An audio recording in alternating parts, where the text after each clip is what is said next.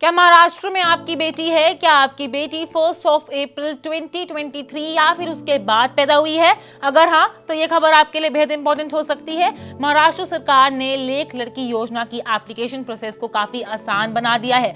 खास बात यहाँ पे ये है कि एलिजिबल बेटियों को अलग अलग स्टेजेस पर कुल 1,01,000 की फाइनेंशियल असिस्टेंस दी जाती है। तो आखिर इस स्कीम का बेनिफिट किसे मिलेगा, कितना पैसा मिलेगा और अब एप्लीकेशन प्रोसेस में क्या बदलाव किया गया है, आइए पूरी जानकारी को समझते हैं। महाराष्ट्र सरकार ने लेख लड़की योजना का मकसद बेटियों की एजुकेशन को बढ़ावा देना, उन्हें फाइनेंशियली एम्पावर करना और समाज में बेटियों को लेकर पॉजिटिव अप्रोच को मजबूत करना है। इस स्कीम को women and child development department के जरिए इंप्लीमेंट भी किया जा रहा है। अब सबसे बड़ा बदलाव एप्लीकेशन प्रोसेस को लेकर आया है। एलिजिबल बेनिफिशियरीज के पेरेंट्स अब आपले सरकार पोर्टल के जरिए ऑनलाइन एप्लीकेशन सबमिट कर सकते हैं। सरकार ने स्कीम के लिए जरूरी डॉक्यूमेंट्स की संख्या भी कम कर दी है।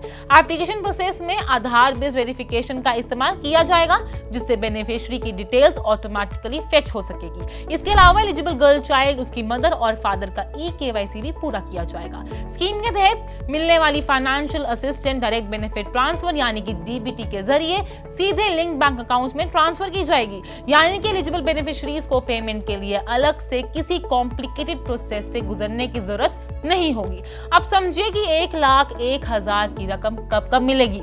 बर्थ के समय 5,000, क्लास 1 में एडमिशन पर 6,000, क्लास 6 में एडमिशन पर 7,000 और क्लास 11वीं में एडमिशन पर 8,000 दिए जाएंगे। इसके बाद बेटी के 18 साल की उम्र पूरी करने पर 75,000, जी हाँ 75,000 की वन टाइम फाइनेंशियल असिस्टेंस भी मिलेगी। इस तरह पूरी स्कीम के तहत कुल 1,01,000 की फाइनेंशियल सपोर्ट मिलती है। सरकार ने उन एलिजिबल बेनिफिशियरीज के लिए भी प्रोविजन किया है जो पहले एप्लीकेशन नहीं कर पाए थे। 1 अप्रैल 2023 से एलिजिबल गर्ल्स 15 अगस्त 2027 तक एप्लीकेशन कर सकती हैं। वहीं नए जन्म के मामलों में बच्चों के जन्म के 1 साल के भीतर एप्लीकेशन करना भी जरूरी होगा। एक और इम्पोर्टेंट बात यहाँ पे ये है कि बेटी को बाद के स्टेजेस पर बेनिफिट लेने के लिए हर बार नया एप्लीकेशन सबमिट करने की जरूरत नहीं होगी।